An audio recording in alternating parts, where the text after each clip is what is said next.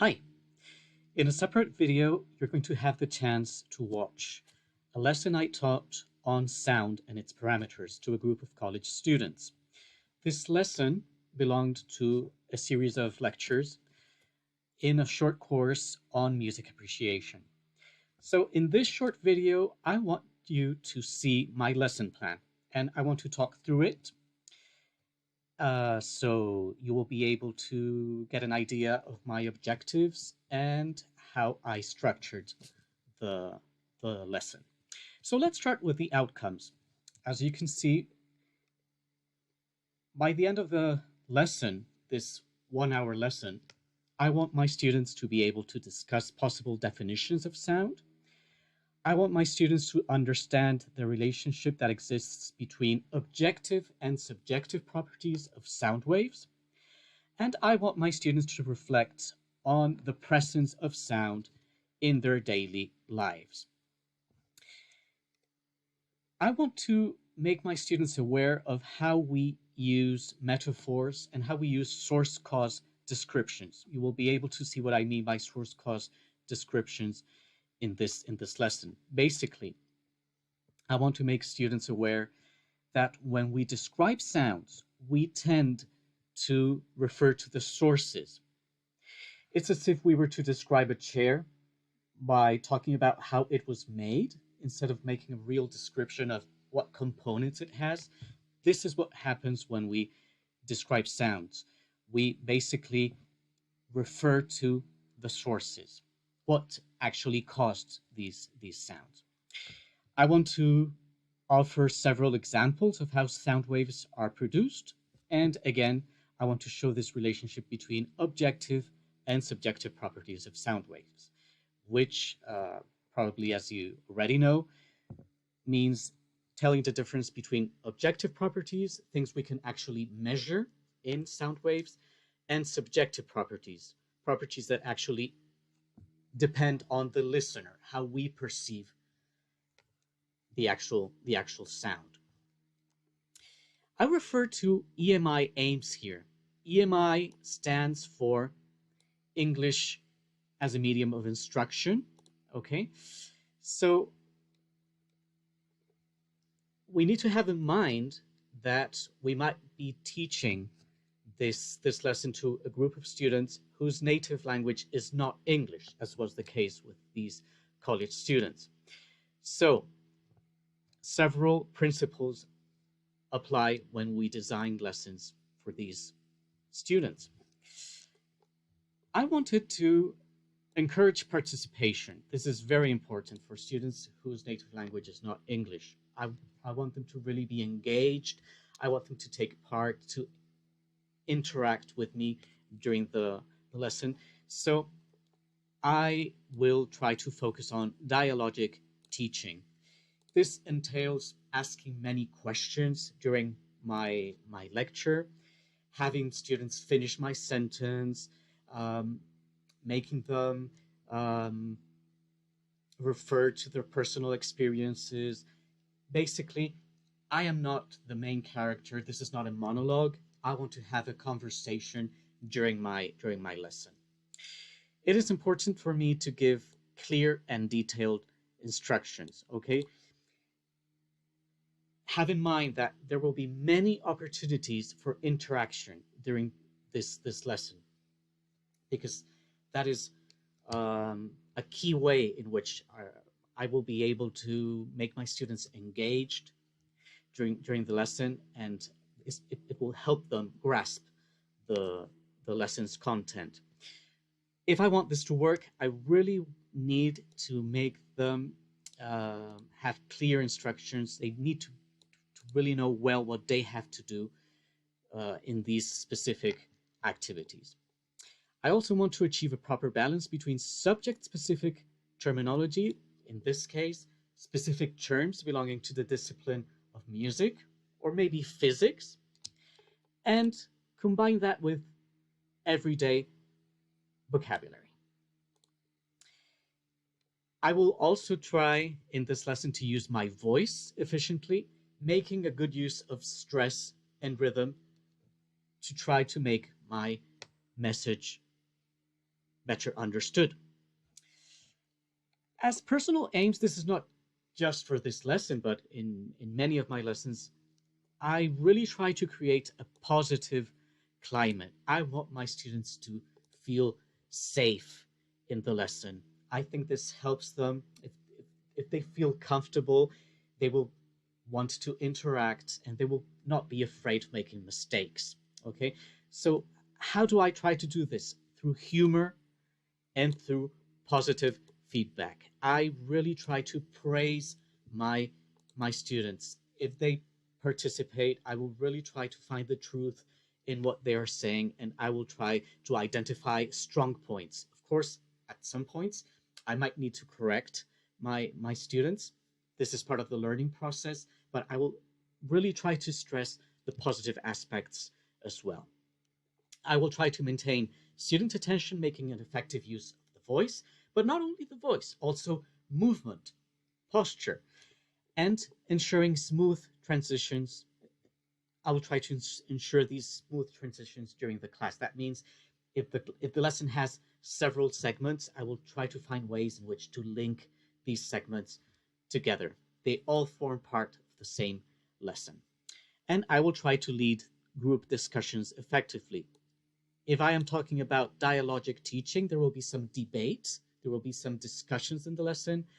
I will need to be careful about how I moderate these discussions, trying to make everybody take part. Okay, try to achieve this balance between my students taking part during the lessons. It is always useful to anticipate possible problems. For example, what happens if there is excessive debate, if there are people that tend to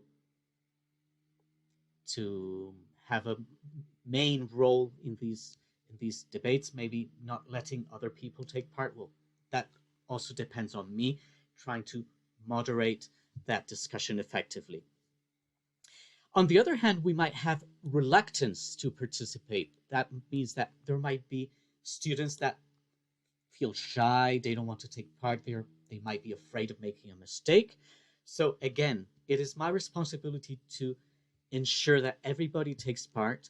And if I detect that some of my students are a little bit shyer or they tend to participate less, I will need to find many opportunities for praise, okay, for positive feedback so that they're encouraged to take part in future lessons. Of course, we might have technical problems, so it will be advisable to prepare materials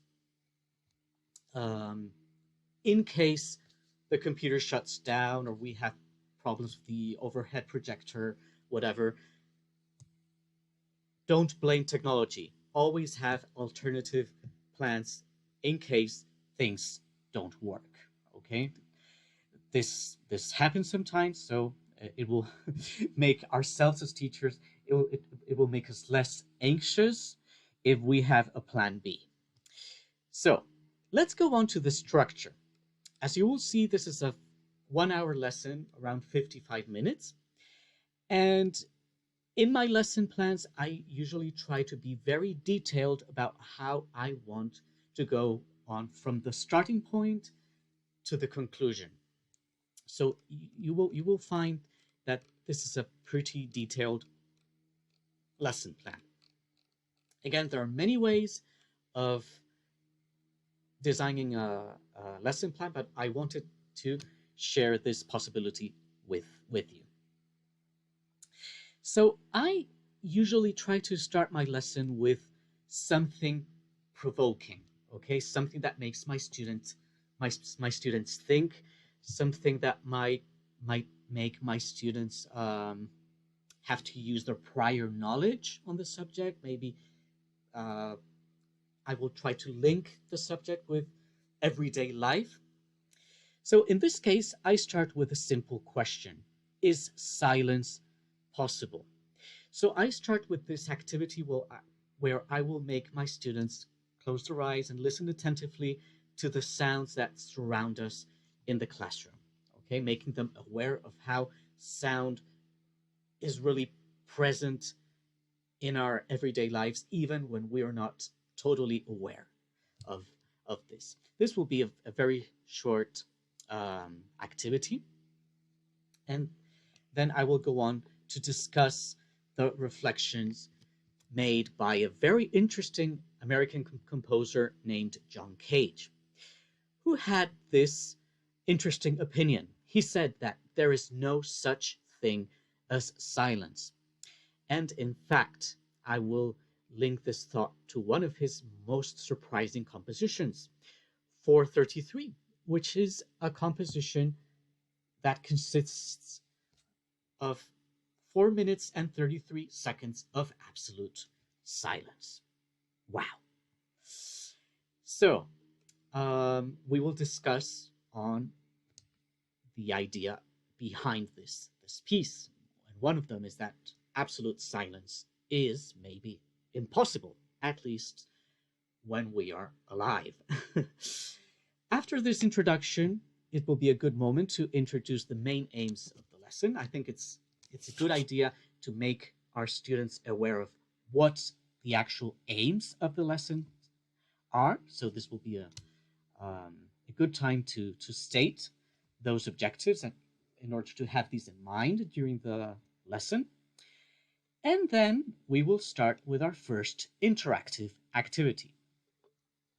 So this activity, as you see, is structured starting from the instructions, the actual listening activity, some sharing, and then some feedback from me. Okay, so in this activity, our students will be in pairs, and they will have to listen to 4 short excerpts. Okay, and they will basically have to describe these sounds.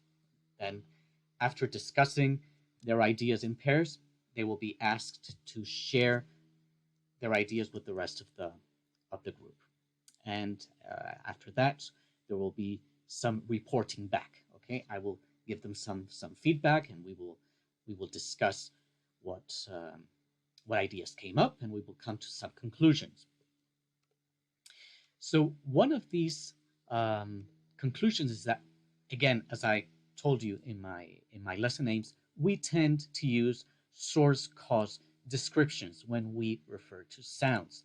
That means that we tend to describe sounds talking about how those sounds were made. What is the origin? What is the source of these sounds? Okay? And we will talk about how these descriptions might actually be very advantageous for human beings in order to survive. Okay? Then we will go on to talk about definitions of sound. We will arrive at a possible definition which involves 2 key aspects: sound as vibration and sound as something that perhaps needs a listener. Okay, there is not one sole possible definition of sound. Some theorists think that sound exists if there is something vibrating, even if there is no one there to listen to that sound. Other people say that in order for there to be sound, somebody needs to be there to listen to it. Okay, interesting. Then we will talk about sound waves. We get into physics here. We need to understand what air pressure is and what sound waves are. And we will start with an example involving a tuning fork. Now, in case you're wondering what a tuning fork is, it's this object, this utensil, that musicians use pretty often. What does this do? Well, basically, you might not be hearing this. I can hear it if I bring it near to my ear, but if I have it on a surface, for example here, I wonder if you actually got the sound. You have this sound. It's a la sound, specific pitch, okay? La, or a, if we're talking about, if we're using the English note names. So this is an object that we use in order to have this pitch as a reference. Maybe if I am conducting a choir, okay, a group of singers, I want to have this pitch in my head before giving my singers the pitch that they have to sing at the start of a song. Okay. Well, basically, this is a possible vibrating object that creates the sound, and it will be our starting point in order to arrive at the definition of sound waves. Then we will measure some things in these sound waves. Okay, we will talk about objective properties such as amplitude, how big or small this wave is, and we will talk about its relationship to a subjective properties, which is a subjective property, which is loudness. Okay, we will link a greater amplitude to a louder sound. Then we will have our next interactive activity. I will have my students work in groups again, and I will give them some possible sources of sound. And I will ask my students to order these sounds in terms of loudness, from the softest sound to the loudest sound. And I want them to give me an estimation of the decibel levels, okay? Which is a very common way of measuring loudness. I will have my students, the different groups, share the conclusions, and I will give them some additional information. Then we will go on to another property, which is frequency. Okay? Basically, how fast is that object vibrating? How fast is this wave changing pressure? Okay? We will see that a higher frequency can be related to a higher pitch. Okay? And then we will have our third and final interactive activity. Again, our students will be working in groups. I will give them some pictures of sound waves, and they will have to link these diagrams, these pictures of sound waves, to different properties. Okay, for example, which wave corresponds to the loudest sound. Okay, this will be the most difficult activity. I think it's the most, it's the trickiest activity of the lesson. So it will be a good moment to identify if there are still some possible misconceptions, some errors, and it will be a good opportunity to clarify aspects before we finish the lesson. To finish off, we will reflect on how far we have achieved the objectives that we have set for the activity. And we will finish with this, let's say, creative activity. We will remember what French writer Proust talked about the senses and about how some senses can bring past memories back. Okay, there's this fabulous fragment in Proust's novel In Search of Lost Time, where he tastes this Madeleine and dipped in tea, and this taste brings back memories of childhood. Okay, so I want us to do something similar, but talking about sound. So I will ask my students to think about a sound that has special meaning to them. Okay, I want them to find some sound in their lives that has special meaning. Maybe some specific sound that brings them memories from the past. I don't know. And I will ask each of the students to write a short fragment about this sound and what it means to them. Okay, I want them to take a couple of minutes to write these short reflections. And if there is time, we will be able to share. I will be sharing some of these reflections as a way to finish this lesson. Okay, so as you see, there are 3 interactive activities. So it makes I think easier.